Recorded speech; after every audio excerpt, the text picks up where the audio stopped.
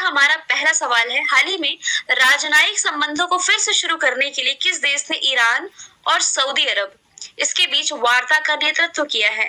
तो ये नेतृत्व किया गया है चाइना के द्वारा। किन दो कंट्रीज के बीच में ये वार्ता हुई है? तो वार्ता हुई है ईरान और सऊदी अरब के बीच। पहले आप लोकेशन देख लीजिए, इसके बाद में मैं इसे डिटेल में बताऊंगी। इंडिया के नक्शे में आप यहाँ गल्फ ऑफ ओमान, यहाँ पर्शियन गल्फ यानी कि फारस की खाड़ी होते हुए आपका पड़ता है ईरान, ठीक है। और सऊदी अरब भी इधर से ही पड़ सकता है, यानी कि पर्शियन गल्फ के इधर आप सऊदी अरब देख रहे हैं। या दूसरा रूट आपका ये वाला बाबे मंडल, गल्फ ऑफ आदेन, ये होते हुए ये रेड सी के बगल में आपका क्या पड़ गया? सऊदी अरब पड़ गया। तो इन दोनों देशों के बीच में ना कुछ अच्छे से बन नहीं रही थी। लगभग 7 साल पहले की बात है। सऊदी अरब ने और जो ईरान है, इन दोनों ने ही भारी विवाद के बीच में अपने राजनयिक रिश्ते तोड़ लिए थे। क्या विवाद हो सकता है, क्या रीजन हो सकता है? देखिए, जो सऊदी अरब है ना, जो कि अरब प्रायद्वीप का सबसे बड़ा देश है, तो यहाँ ना सिया मुस्लिम ज्यादा है, माफ कीजिएगा सुन्नी मुस्लिम ज्यादा है। यहाँ सिया मुस्लिम, सुन्नी मुस्लिम आप लोगों ने पढ़ा ही होगा। तो सऊदी अरब में क्या है? सुन्नी मुस्लिम ज्यादा है, और ईरान में क्या है? सिया मुस्लिम ज्यादा है, ठीक है।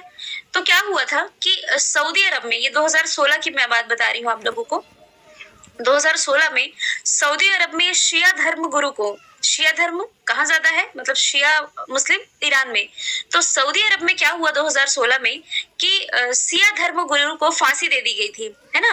तो सऊदी अरब की कैपिटल रियाद में जो सऊदी दूतावास था ना, यहाँ ईरान के जो प्रदर्शनकारी थे ये घुस आए थे। और इसके बाद ये जो सऊदी अरब है और ईरान है, यानी कि शिया बहुल ईरान और सुन्नी बहुल सऊदी अरब, दोनों के बीच में भारी तनाव रहा है ना। तो ऐसा ही विवाद जो 2016 से चला आ रहा था, दोनों देशों के बीच में बातचीत बंद थी, दूतावास भी बंद कर दिए गए थे, लेकिन 7 साल बाद और फिर से इन दोनों देशों के बीच में राजनयिक संबंधों को बहाल करने के लिए या दूतावास फिर से खोलने के लिए सहमति हुई है। और इसके लिए मीडिएटर का, यानी कि बीच में इसका माध्यम बना हुआ है चाइना ने ही इन दोनों देशों के बीच में अभी हाल ही में वार्ता करा दी है। दोनों देश इस बात पर सहमत हुए हैं कि दोनों देशों के विदेश मंत्री इसे लागू करने और द्विपक्षीय संबंधों के पिछले सहयोग समझौते को बेहतर बनाने के लिए इसमें कार्य करेंगे, ठीक है। सऊदी अरब पश्चिमी एशिया का एक देश है। ईरान की लोकेशन में आपको दिखाई चुकी हूँ। सऊदी अरब की capital Riyadh, currency real, prime minister इसके मोहम्मद बिन सलमान है। ईरान की कैपिटल तेहरान, करेंसी ईरानी रियल पहले थी, बीच में करेंसी बदली गई है। करेंसी बदल करके क्या की गई है, ये भी आपके लिए करंट का ही सवाल बनता है। चलिए बताइएगा आप लोग कमेंट बॉक्स में। एक एक फैक्ट मैं आपको सऊदी अरब और ईरान का बता देती हूँ।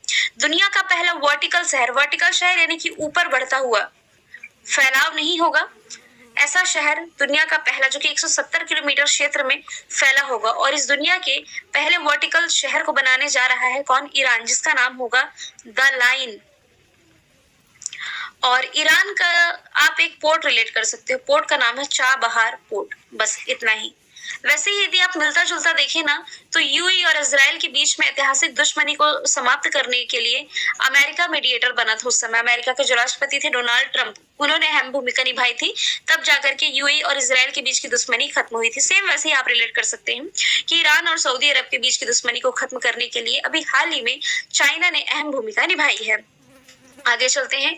वन नेशन वन चालान पहल करने वाला पहला राज्य कौन बना है? तो ये भी हाल ही में बन गया है, गुजरात।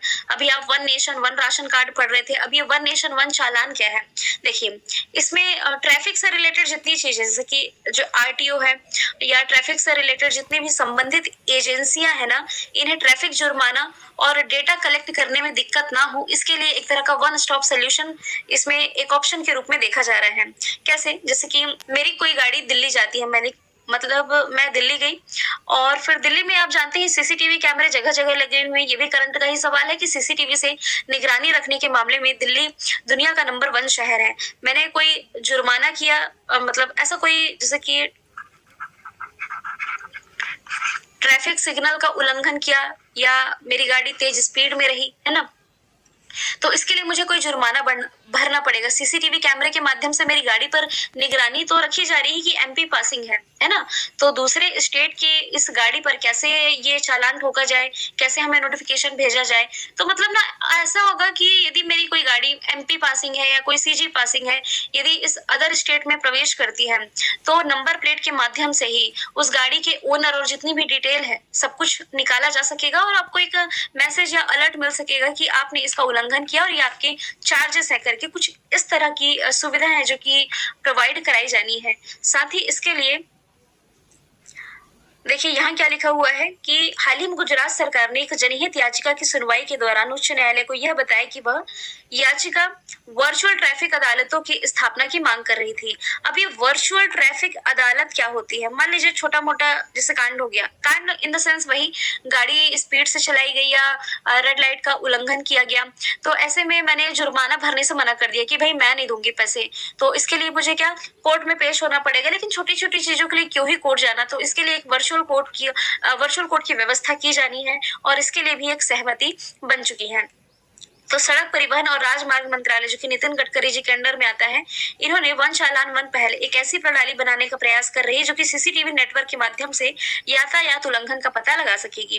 तो यही है कि वन नेशन वन चालान पहल करने वाला पहला राज्य गुजरात बना है, जिसकी राजधानी गांधीनगर है। अमित शाह जो कि गृह मंत्री है, इनका निर्वाचन क्षेत्र हो जाएगा।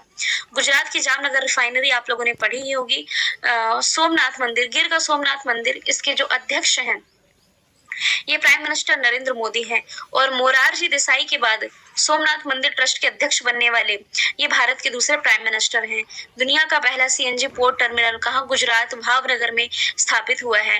मोरबी में माछो रिवर पर जो पुल हादसा हुआ था ना, जिसमें सैकड़ों लोग मारे गए थे, तो ये आप यहीं से रिलेट कर सकते हो। फुल आर्म ट्रांसप्लांट वाला भारत का पहला राज्य जिसने फुल आर्म ट्रांसप्लांट किया, ये केरल था। आर्टिफिशियल इंटेलिजेंस और साइबर सिक्योरिटी पॉलिसी लागू करने वाला पहला राज्य तमिलनाडु है। क्योंकि क्वेश्चन ही पहले राज्य से पूछा जा रहा है, इसलिए ऑप्शन भी मैंने कुछ ऐसे ही सेट किए हैं। पहला मिलेट प्रोसेसिंग प्लांट, ये छत्तीसगढ़ के कांकेर में स्थापित किया गया है। आगे चलते हैं। दुनिया का सबसे लंबा रेलवे प्लेटफॉर्म का उद्घाटन कहाँ किया गया है? मैं आपको सालों से बताते आ रही हूँ कि दुनिया का सबसे लंबा प्लेटफॉर्म बनकर के तैयार हो गया, लेकिन अब फाइनली इसका उद्घाटन भी कर दिया गया है प्राइम मिनिस्टर नरेंद्र मोदी जी के द्वारा कर्नाटक में। पहले इसका नाम ना हुबली रेलवे स्टेशन था, जो आप हुबली पढ़ते हैं वो कोलकाता का है। इसका नाम पहले हुबली रेलवे स्टेशन था। मतलब ये हुबली रेलवे स्टेशन पर दुनिया का सबसे लंबा रेलवे प्लेटफॉर्म, जिसकी लंबाई है 1507 मीटर, जिसे बनाने में 20 करोड़ रुपए की लागत आई है। प्लेटफॉर्म नंबर ये 8 है, जो कि दुनिया के सबसे लंबे प्लेटफॉर्म के रूप में इसे Guinness book of world record में शामिल कर लिया गया है। अभी तक दुनिया का सबसे लंबा प्लेटफॉर्म उत्तर प्रदेश का गोरखपुर था, जिसकी लंबाई 1200 कुछ मीटर थी, लेकिन अब बन गया है श्री सिद्धिविनायक स्वामी जी रेलवे स्टेशन। मतलब ये हुबली रेलवे स्टेशन का ही परिवर्तित नाम है, श्री सिद्धिविनायक स्वामी जी रेलवे स्टेशन। इसी का ये प्लेटफॉर्म कहाँ स्थित है? कर्नाटक में। कर्नाटक की राजधानी बैंगलोर, मुख्यमंत्री बसवराज बोम्मई। और कर्नाटक ने अभी हाल ही में स्पोर्ट्स से रिलेट करोगे तो संतोष ट्रॉफी अपने नाम की है। फिर मैंने आपको कल ही बताया था कि H3N2 वायरस से जो पहली मौत है, ये कर्नाटक में ही दर्ज की गई है। हंसी कुद्रेमुख नागरहोल बन्नरघट्टा यहाँ के इंपॉर्टेंट नेशनल पार्क हो जाएंगे। जो कर्नाटक है, ये नीति आयोग द्वारा जारी इंडिया इनोवेशन इंडेक्स में टॉप पर रहा है। भारत का पहला जेंडर पार्क या सबसे लंबा फ्लाईओवर केरल में आप रिलेट कर सकते हो। महाराष्ट्र में पहली under water tunnel. Uttar Pradesh में भारत में पहली बार पॉड टैक्सी की शुरुआत की जा रही, 2024 से पॉड टैक्सी चलेगी यहाँ। 13 एक्सप्रेसवे वाला भारत का पहला राज्य कौन सा हो जाएगा? उत्तर प्रदेश ही हो जाएगा। अगला प्रश्न, पार्किंग सुविधाओं में डिजिटल मुद्रा स्वीकारने वाला देश का पहला मेट्रो कौन बन गया है? तो इसमें से देखिए, जो कोची मेट्रो है ना, ये पार्किंग सुविधा के लिए डिजिटल मुद्रा स्वीकार करने वाला पहला मेट्रो बन गया है। अनंतम, देखिए आईडीएफसी फर्स्ट बैंक ने कोच्चि मेट्रो की पार्किंग सुविधा में डिजिटल रुपए की स्वीकृति सक्षम बनाने के लिए अनंतम ऑनलाइन के साथ साझेदारी की है। अनंतम ऑनलाइन जो कि एक टेक्नोलॉजी स्टार्टअप है जो डिजिटल पार्किंग पर केंद्रित है। तो इस पहल की मदद से कोच्चि मेट्रो के उपयोगकर्ता अपने संबंधित बैंक के सीबीडीसी क्या है, सेंट्रल बैंक डिजिटल करेंसी, इसके वॉलेट से भुगतान कर सकेंगे। और ऐसी फैसिलिटी देने वाला जो पहला मेट्रो स्टेशन बना है ये बन गया है कोच्चि। कहाँ है, केरल में हो जाएगा। वैसे यदि आप रिलेट करो तो हाल ही में तो नहीं, 1 साल हो गए इस बात को, प्राइम मिनिस्टर नरेंद्र मोदी ने पहली ड्राइवरलेस मेट्रो कहाँ से लॉन्च की थी, दिल्ली से। कोलकाता मेट्रो, देखिए भारत में पहली बार जो अंडर वाटर ट्रेन है चलाई जाएगी कहाँ से, कोलकाता से। वैसे भी भारत में पहली बार मेट्रो ना ये कोलकाता से ही चली थी। सबसे गहरी मेट्रो कहाँ बनकर के तैयार हो रही है, मेट्रो स्टेशन पुणे में। भारतीय सेना ने जम्मू कश्मीर के किस जिले में सबसे ऊंचा प्रतिष्ठित राष्ट्रीय ध्वज स्थापित किया है, तो भारतीय सेना ने अभी हाल ही में जम्मू कश्मीर के डोडा जिले में सबसे ऊंचा प्रतिष्ठित राष्ट्रीय ध्वज ये फहराया है, सबसे ऊंचाई पर स्थित। और वैसे आप लोगों को याद होगा राजस्थान के जैसलमेर में सबसे लंबा तिरंगा झंडा जो कि 1400 किलोग्राम वजनी था, 225 फीट लंबा, 125 फीट चौड़ा, ऐसे करके कुछ मैंने आप लोगों को बताया था। वो लंबाई चौड़ाई में हमने डिस्कस किया था। सबसे ऊंचाई पर स्थित अभी भारतीय तिरंगा झंडा ये जम्मू कश्मीर के डोडा जिले में फहराया गया है। ये उन जवानों को श्रद्धांजलि दी गई जिन्होंने राष्ट्र के लिए अपने जीवन का बलिदान किया है। चिनाब घाटी क्षेत्र में सेना की उतनी ऊंचाई पर फहराया गया ये राष्ट्रीय ध्वज है, ठीक है। और पिछले साल जुलाई के महीने में ही किश्तवाड़ शहर में 100 फीट से ऊंचा तिरंगा झंडा फहराया गया था और अभी फिर से ये फहरा दिया गया है। जम्मू कश्मीर के यदि हम बात करें तो इनके कुछ जिले जो मैंने ऑप्शन में लिखे हैं, कुछ शहर है जैसे कि श्रीनगर झेलम नदी के किनारे बसा हुआ है और इसी झेलम नदी पर प्रसिद्ध मतलब पहली बार एक लग्जरी क्रूज सर्विस की शुरुआत की गई थी। ये लग्जरी क्रूज न्यूजीलैंड से लाई गई थी। गुलमर्ग में दुनिया का सबसे बड़ा इग्लू कैफे स्थापित किया गया। अनंतनाग, बैरीनाग, शेषनाग, नागिन, जिसमें नाग आता है ना, ये सभी लेक कहाँ की हो जाएगी, ये जम्मू कश्मीर में ही हो जाएगी। जो दरबार मूव की परंपरा थी ना, दरबार मूव यानी कि 6 महीने राजधानी श्रीनगर फिर ये कश्मीर बदली जाती थी, मतलब जम्मू कश्मीर में, तो ये अब चेंज कर दी गई है, ठीक है। और खेलो इंडिया विंटर गेम्स जो गुलमर्ग में शुरू हुए थे, इसमें टॉप पर जम्मू कश्मीर ही हो जाएगा। निसार जो है ये इसरो जो कि भारत की स्पेस एजेंसी है और किस देश की स्पेस एजेंसी के द्वारा विकसित एक पृथ्वी अवलोकन यानी कि अर्थ ऑब्जर्वेशन वाला सैटेलाइट है। तो इसे डेवलप किया गया है इसरो और नासा जो कि अमेरिका की स्पेस एजेंसी है, इसके द्वारा संयुक्त रूप से विकसित किया गया है। निसार की फुल फॉर्म बनती है एन से नासा, आई से इसरो, एस से synthetic, A for aperture, R से राडार, यानी कि NASA ISRO synthetic aperture radar. ये नासा और इसरो के द्वारा विकसित एक पृथ्वी अवलोकन उपग्रह है। ये एसयूवी आकार का उपग्रह है जो कि इस महीने के अंत तक विशेष कार्गो कंटेनर उड़ान में भारत भेजा जाएगा। 2024 में सतीश धवन अंतरिक्ष केंद्र जो कि भारत में है, इसे बाहरी अंतरिक्ष में लॉन्च किए जाने की पूरी उम्मीद है। तो निसार पृथ्वी की बाहरी परत, बर्फ की चादरों और पारिस्थितिकी तंत्र की महत्वपूर्ण जानकारी प्रोवाइड कराएगा। इस पर्पज से इसे लॉन्च किया जा रहा है। 1958 में नासा की स्थापना हुई, वॉशिंगटन डीसी में हेडक्वार्टर है। जाक्सा ये जापान की स्पेस एजेंसी हो जाएगी। रशिया की स्पेस एजेंसी है रॉसकॉस्मोस जो खुद का इंटरनेशनल स्पेस स्टेशन बना रहा है। एलन मस्क की कंपनी हो जाएगी स्पेसएक्स जो कि अमेरिका की प्राइवेट स्पेस कंपनी है।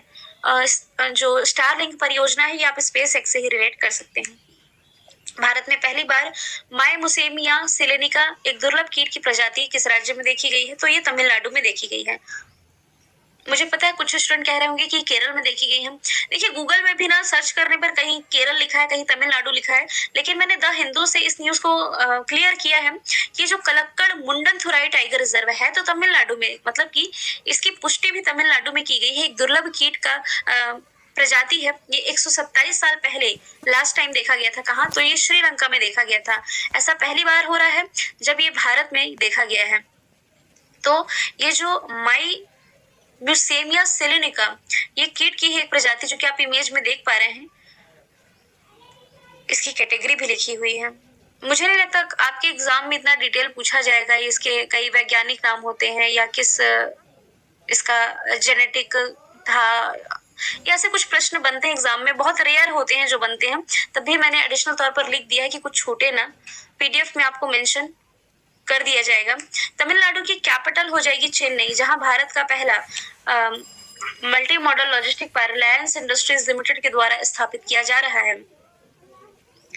तमिलनाडु ने भारत का पहला ऊर्जा द्वीप बनाने के लिए डेनमार्क के साथ समझौता कर लिया है। इसके अलावा तमिलनाडु में पहली बार ही, मतलब भारत में पहली बार जो नीलगिरी तहर परियोजना की शुरुआत की गई ना, ये यहीं पर की गई थी। ठीक है, छत्तीसगढ़ की यदि मैं बात करूं तो यहाँ भी कोई खोज हुई है, बिल्कुल हुई है। दुर्लभ ना नारंगी चमगादड़, आप लोगों को याद होगा कुछ दिन पहले मैंने बताया था, ये यहाँ देखा गया। एक विशिष्ट तितली की प्रजाति पाई गई अरुणाचल प्रदेश में। ओडिशा के बालासोर जिले में एक पीला कछुआ पाया गया था। तो ये सभी मैंने ऐड करके लिख दिया है। अगला है ऑस्कर अवार्ड 2023 में बेस्ट ओरिजिनल सॉन्ग का अवार्ड किसने जीता है? ये जीत लिया है आरआरआर फिल्म का जो सॉन्ग है नाटू नाटू, इसने अभी 95वें क्रम के ऑस्कर अवार्ड प्रोवाइड कराए गए हैं। आपको मालूम है भारत में फिल्म जगत का सर्वोच्च सम्मान दादा साहब फाल्के अवार्ड है। पूरी वर्ल्ड में देखें तो ऑस्कर अवार्ड है। इसकी कुछ कैटेगरी जिसमें कि बेस्ट ओरिजिनल सॉन्ग का अवार्ड जीता है भारतीय फिल्म नाटू नाटू ने। तो एस राजा मौली की जो फिल्म थी आरआरआर, इसी का ये गाना है। इसने ऑस्कर जीतने वाली पहली भारतीय फीचर फिल्म बनकर के इतिहास रच दिया है ना। और इसके जो गीतकार हैं ये संगीतकार किरावनी, इनसे भी सवाल बन चुका है। 2008 में British film slum dog millionaire का गीत जो है जय हो, इसके लिए मतलब ए आर रहमान को ये अवार्ड मिला था जय हो फिल्म के लिए, जो कि स्लम डॉग मिलियनेयर का गाना था। 2009 में अकादमी पुरस्कार जीतने वाला पहला हिंदी गीत था, है ना। अभी बेस्ट ओरिजिनल सॉन्ग का अवार्ड नातू नातू ने जीत लिया है। इसमें कुछ कैटेगरी आपको याद रखनी है। इस बार जो ऑस्कर अवार्ड प्रोवाइड कराएगी, इसमें बेस्ट एक्टर का अवार्ड जीता है ब्रेंडन फ्रेजर ने द वेल के लिए। बेस्ट एक्ट्रेस का अवार्ड जीता है मिशेल योह ने। मैंने आपको बताया था पहली एशियाई बनी है ऑस्कर के लिए नॉमिनेट होने वाली। चलिए सवाल आप लोगों से ये भी कि किस देश से है ये, सिंगापुर से या मलेशिया से या कहाँ से है ना, जो ऑस्कर के लिए नॉमिनेट भी हुई और विजयी भी हुई। बेस्ट पिक्चर का अवार्ड इसमें everything everywhere all at once ये रही। बेस्ट डॉक्यूमेंट्री शॉर्ट फिल्म इसमें भारत की ही रही, जिसका नाम है द एलिफेंट विस्पर्स। तो भारत ने 2 ऑस्कर अवार्ड जीते हैं, एक फिल्म आरआरआर का नाटू सॉन्ग और दूसरा डॉक्यूमेंट्री है द एलिफेंट विस्पर्स, इसने ये अवार्ड जीता है। अगला प्रश्न है किस देश में माउंट मेरापी ज्वालामुखी में विस्फोट हुआ है? तो देखिए अक्सर मैं बताते रहती हूँ माउंट मेरापी ज्वालामुखी में फिर से ये विस्फोट हो चुका है। कहाँ? इंडोनेशिया में। अब बार बार विस्फोट हो रहा, मतलब आप समझ ही सकते हैं एक तरह का सक्रिय ज्वालामुखी है। देखिए यहाँ लिखा भी हुआ है सक्रिय स्ट्रेट वोल्केनो है, जो कि इंडोनेशिया के मध्य जावा और योग्यकार्ता प्रांत के सीमा के बीच में ये स्थित है। यहाँ इंडोनेशिया का ये सबसे सक्रिय ज्वालामुखी माना जाता है। 1548 सन के बाद से ये नियमित रूप से फटता आ रहा है। इंडोनेशिया की कैपिटल अब क्या है? बोर्नियो, मतलब शिफ्ट हो रही है करेंसी इंडोनेशियाई रुपी। जोको विडोडो यहाँ के राष्ट्रपति हो जाएंगे। गरुड़ शक्ति एक्सरसाइज आपको रिलेट करना है, जो कि भारत इंडोनेशिया के बीच में होती। इटली का एक सिसिली द्वीप आप रिलेट कर सकते हो, जिस पर स्ट्रोम्बोली ज्वालामुखी है, जो भूमध्य सागर का प्रकाश स्तंभ कहलाता है। लगभग 40 साल बाद हवाई में विस्फोट हुआ है ज्वालामुखी विस्फोट। तंजानिया का माउंट किलिमंजारो आप रिलेट करेंगे, ये भी अफ्रीका का एक सक्रिय ज्वालामुखी आप कह सकते हैं। लास्ट का प्रश्न मैंने रिवीजन के लिए रखा है, इसके रुकेंगे। नेपाल के नए राष्ट्रपति ये बन गए हैं रामचंद्र पौडेल। कुछ समय पहले प्राइम मिनिस्टर के रूप में पुष्प कमल प्रचंड की नियुक्ति की गई है। विद्या देवी भंडारी प्राइम मिनिस्टर हैं। अच्छा, विद्या देवी भंडारी का ही स्थान किसने ले लिया? रामचंद्र पौडेल ने। अरे माफ कीजिए, फिर से कंफ्यूजन हो गया यहाँ, राष्ट्रपति और प्रधानमंत्री में कंफ्यूजन है। ये वाला क्वेश्चन मैंने रिवीजन के रखा था ना, वैसे इसे आप वन लाइनर फॉर्मेट में ही याद रखें, ज्यादा में मैं खुद कंफ्यूज हो जाऊंगी। नवीन श्रीवास्तव को मैंने बताया था कि नवीन श्रीवास्तव क्या हो जाएंगे? राजदूत है। कहाँ? नेपाल के। नेपाल भारत के कंधे पर बैठा हुआ है। काठमांडू इसकी राजधानी, नेपाली रुपया करेंसी है। और प्रधानमंत्री पुष्प कमल प्रचंड है, यही मैं कह रही थी, पुष्प कमल प्रचंड प्रधानमंत्री बने हैं। और राष्ट्रपति के रूप में अभी हाल ही में किसकी नियुक्ति कर दी गई है? रामचंद्र पौडेल की। कल मैंने अट्टुकला पोंगाला फेस्टिवल के बारे में आपसे पूछा था, जो कि केरल में मनाया गया। आज का सवाल आप लोगों के लिए, BBC sports women of the year का अवार्ड किसने जीता है?